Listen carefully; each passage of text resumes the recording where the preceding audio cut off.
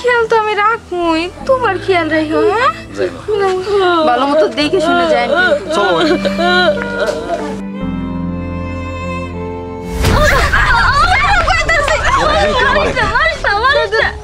তুমি না বিদেশে চলে গেলে আবার এত তাড়াতাড়ি ফিরাইলা কেমনে? তুই যাও নাই? না দেখি একবারে বাচ্চা মানুষের মতো কান্দিতেছে। আমি কি মরে যাইতেছি না একবারে চলে যাইতেছি? মা হাসি মুখে বিদায়টা দেও। আমি আবার জলদি জলদি না গেলে ঢাকার গাড়িটা ছেড়ে দিব। ওই আবার প্লেনে করে বিদেশ যাও না। আমার তো মনে মানতেছে না, আমি তো তোর মা। মায়ের মনে এত সহজে মানে না। ঠিক আছে তুই যখন যাবি বৌমা মাটিটা দাও। অবদান মায়ের মতো করে খাবার বানাই দিছি, রাস্তায় খিদে লাগলে খায় নিস। ঠিক আছে নিজের খেয়াল রাখো। তুই কিন্তু যাইরা ফোন দিবি মায়ের কাছে। যাইয়া ফোন দিও। তোমাকে সাহায্যে আমি কেমনে করে থাকবো? মা আর কান্নাকাটি করো না, ভাইয়া চলো বাস আবার সাইডে দিব। দাঁড়া ও নিজের খেয়াল রাখো। আর তোমার ফোন কথা কম নেই।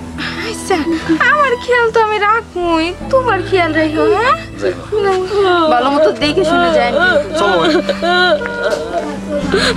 আল্লাহ আমার পোলাটা হেফাজত করো, ভালো রাখো।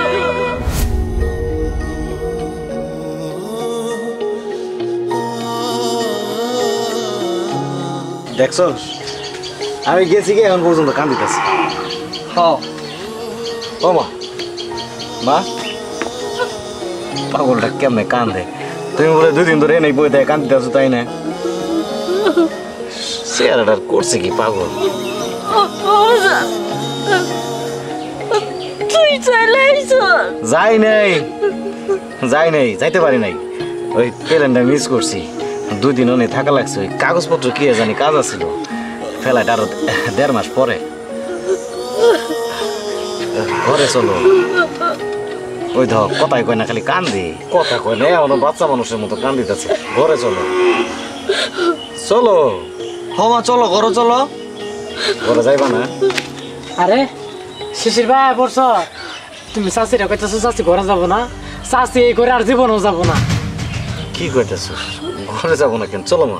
আরে আমার কথা তুমি বুঝতেছো না? আমি যে কইতেছি চাষি ঘরে যাবো না, আমার কথা ভালো লাগে না? তাহলে শুনো কাহিনী কি। আল্লাহ আমার পোলাটারে হেফাজত করো, ওরে সহি সালামতে পৌঁছায় দিও। এই বুড়ির বাচ্চা পুলায় বাড়ি থেকে বের হয়ে গেছে, এখনো কি কান্নাকাটি করবে নাকি কান্নাকাটি থামাবি? এই যে তোর জন্য না তার পোলার সাথে আমি শান্তিতে থাকতেও পারি না। সব সময় কানের ঘরে এসে জ্ঞান জ্ঞান জ্ঞান জ্ঞান জ্ঞান জ্ঞান করতে থাকো। শুন তুমি কি পাগল হয়ে গেছো? হ্যাঁ তুমি এরকম করতেছো কে? তুমি আমার সামনে এরকম করতেছো কে? আমার পোলাটা যা হারলো না আসল রূপ দেখা দিলা। হ্যাঁ এরকম করতেছো কে আমার লগে? চুপ কর তো, একটা কথাও কবি না। এই দিনটার জন্যই তো আমি অপেক্ষা করতেছিলাম যে তোর ছেলে এই বাড়ি থেকে কবে বিদায় হব, কবে আমি আমার আসল রূপটা তোকে দেখাতে পারবো। শোন এতদিন না আমি তোর অনেক সেবা যত্ন করে যাচ্ছিলাম, এখন আর করতে পারবো না। এখন আমার স্বামী বিদেশ চলে গেছে, বিদেশ থেকে টাকা পয়সা পাঠাবে, আমি আমার ইচ্ছা মতো ছেলে নিয়ে ফুর্তি করব, ছেলেদের সাথে ঘুরবো, টাকা পয়সা উড়াবো। আর তুই আমার সব সময় সেবা যত্ন করেই যাবি, বুঝতে পারছিস? আপা শুধু তোমার একা সেবা করবে কেন? করলে 2 জনে করতে হবে, নাইলে বুড়ির বাচ্চাকে বাসা থেকে বের করে দিব। ও বৌমা তোমরা এটি কি কইতাছো? হ্যাঁ দেখো তোমরা যদি আমার সাথে এরকম ব্যবহার করো না আমি কিন্তু আমার পোলার কাছে কয়ে দিব। এই যে কয়ে দিলাম। এই আপা তুই কিছু বলবি? আরে কিছু বলবো না মানে এইভাবে দাঁড়ায় থাকলে কি চলবো? এই বুড়ির বাচ্চাকে ধর, বুড়ির বাচ্চাকে আজকে একদম মারতে মারতে মেরেই ফেলবো। এই ফকিনের বাচ্চা, তোর এত বড় সাহস, তুই তোর পোলাকে কয়ে দিবি তাই না? একবারে না গলায় কামাইরা ফেলামু। ফকিনের বাচ্চা কোথাকার। এই শোন তোকে সাফ সাফ একটা কথা বলে দিচ্ছি, তুই আর এই বাড়ির ভিতরে ঢুকবি না, এইখানেই বসে থাকবি। তুই চলে আয়, চল। কেন বুঝছো চাষি কে লাগে ঘরে যাবো না? আমি সব বুঝতে পারছি, আমার আর কোনো কিছু বোঝার বাকি নাই। ও বাবা আজকে ওর একদিন কি আমার একদিন। ঘরে চলো।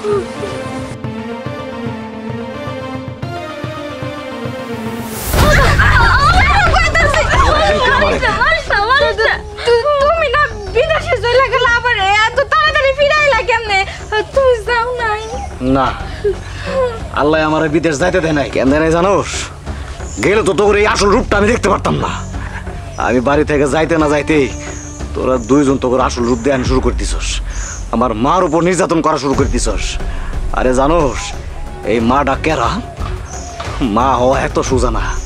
যে মানুষটার হাত ধরে এই বাড়িতে আইসোস, যে মানুষটা তোর এত ভালোবাসে, যে মানুষটার টাকা চপচপায় খরচ করস খাস, সেই মানুষটারে বানাইছে ওই মা। আমি কিন্তু এমনি এমনি হই নাই। এই মা আমার জন্য কি কষ্ট করছে জানোস? খেতে রোয়া লাগাইছে আমার মা আমারে মানুষ করার জন্যে। রোদ্রের মধ্যে পুইরা পাথর ভাঙছে।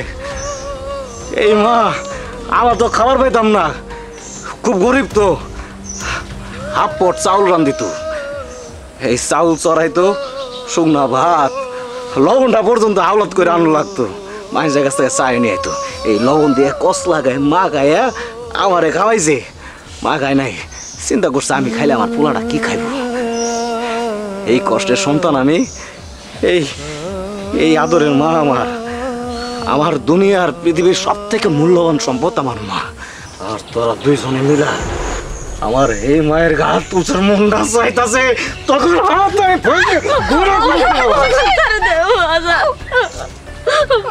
মারিস না, তোর বাবাকে মারতেছিস কে? মা তুমি চুপ থাকো। যে মায়ের পায়ের নিচে সন্তানের বেহেস, আর তোরা সেই মায়ের গায়ে হাত তুলছস। মনটা চাইতাছে তোরে মাইরা ভালাই। মারিস না, ওরা ছোট মানুষ, ভুল করে বলাইছে, ওকে মাফ করে দে। দেখ মা কারে কয়, দেখ যে মায়ের উপর এমন করে নির্যাতন করলি, এই মায় তোর উপর হাত তোলা দেখে সহ্য করতে পারে নাই। তোর হয়ে কথা কইতাছে। একটা কথা কই শোন, মই মুরব্বীর যদি অভিশাপ পড়ে, এই পরি তো শান্তি নাই, ও পুরোতে শান্তি নাই। এখনো সময় আছে, ভালো হয়ে যাও। হ্যাঁ শিশির, আমরা অনেক বড় ভুল করে ফেলাইছি, তুমি আমাদের আমাদের মাফ করে দাও। মা অন্যায় আমার কাছে করো না, অন্যার করছো মার কাছে। মার কাছে মাপ চাও, মা যদি মাফ করে তবে এই বাড়িতে থাকতে পারবা, নাহলে আউট। আম্মা আপনি মাফ করে দেন আমাদের, আমরা অনেক বড় ভুল করে ফেলাইছি। ওঠো বৌমা, ওঠো।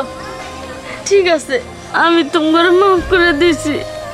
তুই একটা কথা কি জানো, তোমার তো আমি বৌমা হিসেবে দেখি নাই, নিজের মাইয়া হিসেবে দেখছি। কারণ আমার তো মাইয়া নাই, মাইয়ার কি আদর ভালোবাসা আমি জানি না। ভাবছিলাম তোমার দুইজনের বুকে নিয়ে মাইয়ার স্বাদটা মিটাবো। আমার দুইটা পোলারে আমি অনেক কষ্ট করে মানুষ করছি। ভাবছিলাম শেষ বয়সে এই পোলার আমার একটু সুখ দিব। আমার পোলারা খুব মালামানের মানুষ, আমার নিজের মতো করে মানুষ করছি। কিন্তু তোমরা যে এরকম কেল লেগে আমি বুঝি না। তোমরা আরো কইতে পারতা, যদি আমার ভালোবাসায় কোনো কমতি থাকতো আমি সেটা পূরণ করে দিতাম। না আম্মা, আমরা আমাকে ভুলটা বুঝতে পারছি। আম্মা আর রাগ করে থাকবেন না আমাকে উপরে, এবার তো মাফ করে দেন। আসলে দোষ তো আমাকে পোলার বড়ি। যদি আমরা শাশুড়িকে মায়ের চোখে দেখতাম তাহলে কি এরকম হইতো? কোনোদিনও হইতো না। ঘরে চলেন শিশির, চলো। হ্যাঁ মা চলেন, আসুন।